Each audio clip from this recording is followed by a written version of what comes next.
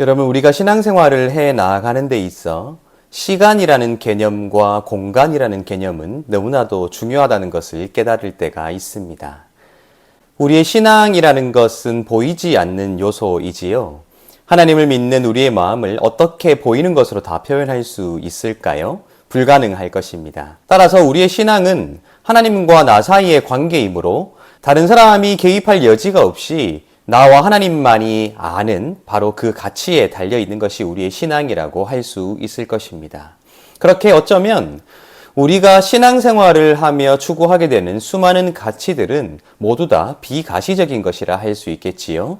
자유와 사랑, 평화와 정의, 이러한 기독교에서 핵심적으로 가르치는 대부분의 내용들이 가시적인 가치보다는 비가시적인 것에 있는 것이라 하는 것들을 우리가 깨닫게 된다 하는 것입니다. 그럼에도 불구하고 우리 신앙의 여정에 있어서 시간과 공간이라는 것은 너무나도 중요하게 작용할 때가 있습니다. 내가 24시간의 하루 생활 가운데 하나님을 생각하는 시간이 얼마나 있는가, 또 내가 어디에서 하나님을 만나고 있는가 하는 것이 때로 우리에게는 굉장히 중요하게 작용하기 때문입니다. 우리가 팬데믹 기간을 지나면서 예배당에 나올 수 없을 때 많은 사람들이 신앙의 위기라고 생각했었지요. 우리 신앙은 비가시적인 것인데 예배당에 나오지 못했을 때 왜 위기라고 생각했을까요? 우리가 인지하지 못하고 있었을지라도 신앙의 외형적인 것들을 구성하고 있는 이 예배당이라는 공간이 굉장히 중요하기 때문이지요.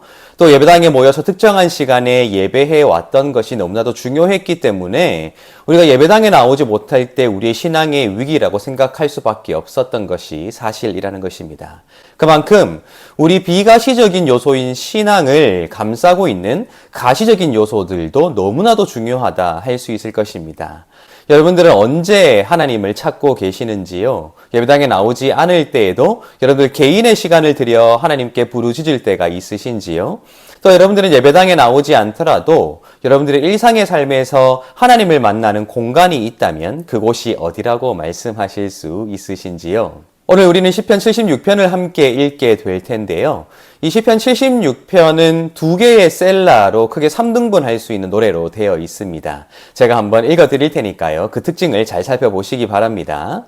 아사벳이 인도자를 따라 현악에 맞춘 노래. 하나님은 유다에 알려지셨으며 그의 이름이 이스라엘에 알려지셨도다. 그의 장막은 살렘에 있으며 그의 처소는 시온에 있도다. 거기에서 그가 화살과 방패와 칼과 전쟁을 없이 하셨도다. 주는 약탈한 산에서 영화로우시며 존귀하시도다. 마음이 강한 자도 가진 것을 빼앗기고 잠에 빠질 것이며 장사들도 모두 그들에게 도움을 줄 손을 만날 수 없도다. 야곱의 하나님이여 주께서 꾸짖으심에 병거와 말이 다 깊이 잠들었나이다. 주께서는 경외받을 이시니 주께서 한번 노하실 때에 누가 주의 목전에 서리이까.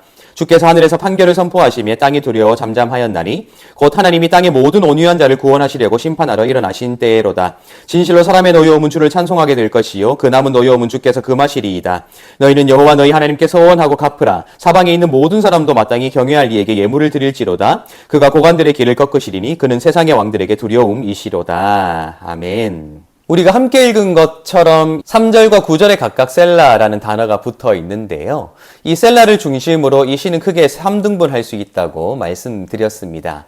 이 셀라가 두 개이기 때문에 3등분된 이 노래 가운데 있는 내용이 하나님의 특성을 나타낼 수 있는 굉장히 중요한 장면이라 할 수 있을 것입니다.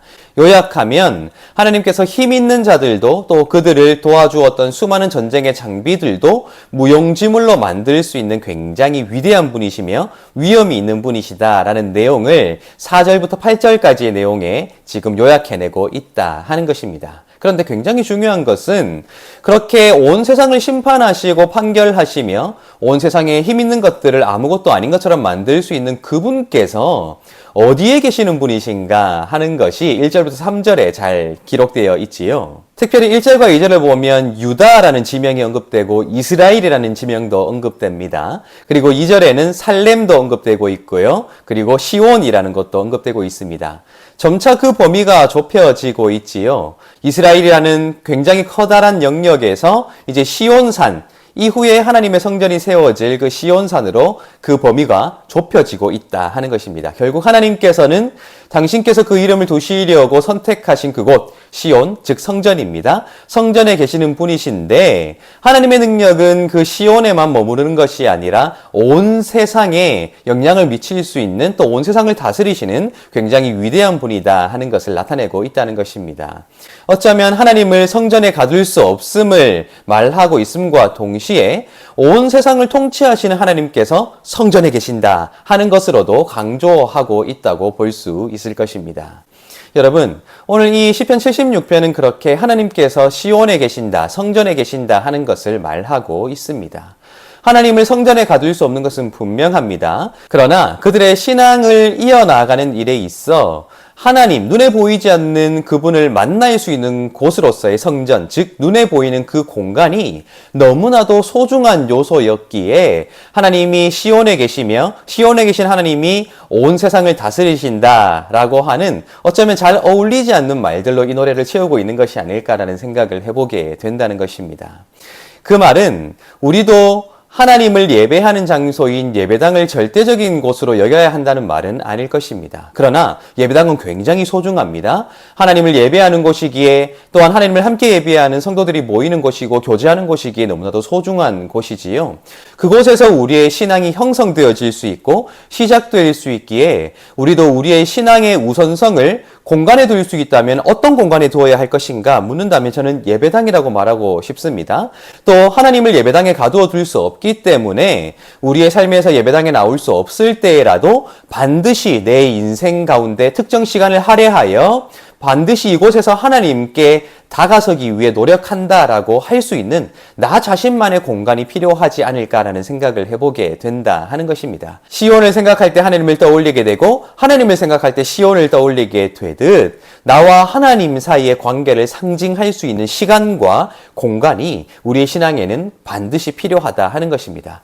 여러분, 뜨거운 여름을 함께 보내고 있지요. 여름보다 더 뜨거운 사랑으로 우리에게 찾아오시는 하나님 앞에 우리도 시간을 내어드리고 공간을 내어드리며 그렇게 우리의 마음속 가장 깊은 곳에 하나님을 주인으로 섬기며 온 세상을 통치하시는 하나님을 바라보며 살아갈 수 있게 되기를 간절히 소망합니다.